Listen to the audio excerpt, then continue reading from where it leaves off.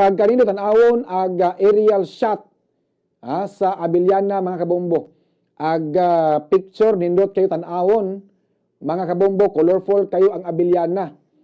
Nindot kayo tan-awon mga kabombo, apan nakuratan ko gahapong adlaw sa dihang ni Uwan og kusog gilunupan ang Abiliana mga kabombo.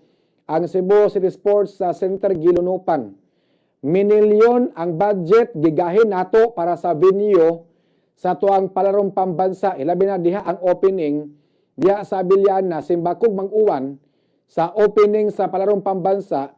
Napatay gi-invite nga mga pinasidunggan nga mga dinapit atong presidente, vice presidente ug uban pa. Yung simbakog mag-uwan makabumbo alunupan gyud ta.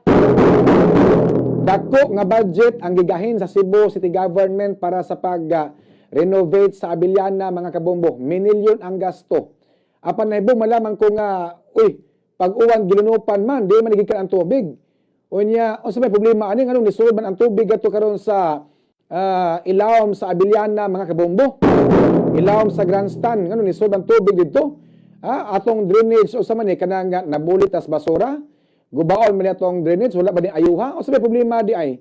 Kay mauwaw ta sa ato mga bisita, mauwaw ta sa mga delegado nga moanhi sa palarong pambansa o diya pagkahuman simba ko mag-uwan, kay ting-uwan na ba karon na timing manggod nga rainy season ang kinani ang palarong pambansa o panitan mag-uwan sa sunod nga mga semana na timing sa kinani aga tibuok semana sa palarong pambansa nya uwanon ta, lunupan ta, mauwaw ta sa mga delegado nga mao ni ang mahitabo nato. Murag kaya mura magkini aga swimming pool ang ilawom sa grandstand mga kabombo.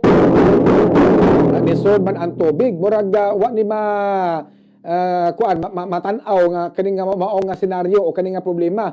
Murag na overlook ni nataligam-an ni wa ni huna-huna sa mga nagdala aning palarong pambansa diri sa Cebu City nga panalitan og bag-uwan mga kabombo lunupan ta wa nila ma-anticipate ba. Wa nila ma-anticipate tingaling nga panalitan mag-uwan og kusog, lunupan ang ilawom sa grandstand. Ingon ani ang mahitabo tanawa.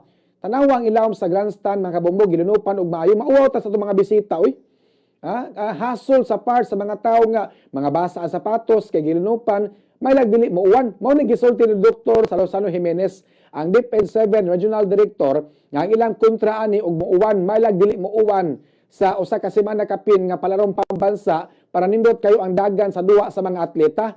Kay kung mag-uwan gani mga kabombo, mao ni lunupan gyud ta.